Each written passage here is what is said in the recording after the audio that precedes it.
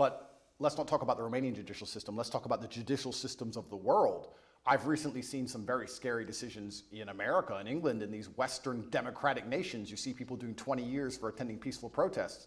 So you start to sit and wonder when you're in these situations, what is a trial? What is a judge? What is this? These are just people in a room. Which peaceful protest are you talking about? There's been a few.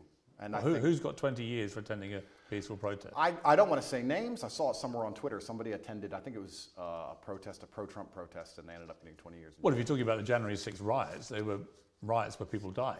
Well, it's interesting. They're not peaceful protests. Well, it's interesting because the world is actually very nuanced. And what I tried... Well, that wasn't nuanced. That was a huge mob of what people I tried to do attacking the US Capitol. Well, what I tried to do is I try to look at a broad spectrum of events, and I try to put things into a nuanced view, and I don't try and take a instant black or white point of view on things. And the fact that BLM were rioting and destroying the entire nation for months and during that exact week, and then some other people got together with an opposing political view and are facing serious prison time for doing less damage than BLM did.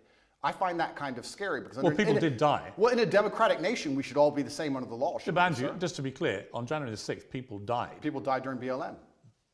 I mean, there are certainly inconsistencies in the way groups of people have been policed. I think that's the same whether you're talking about the BLM marches to the pro-Palestinian marches and so on, right? There's a lot of inconsistency. Well, then we agree. There's a lot of inconsistency in global policing, I think. I think that's a perfectly valid thing to say. But the idea that someone's got 20 years for being in a peaceful march is not true.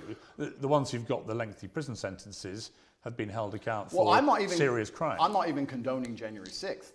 I don't even know the ins and outs of January 6th. I wasn't there. I'm not saying it should have happened. What I'm saying is exactly what you have said. There seems to be some massive inconsistencies in global policing now. So when you end up in a position where you're speaking against the system, as I do, and you understand that there are massive inconsistencies in policing globally, you start to sit down and seriously wonder if you stand a fair chance of a fair trial in any country on earth.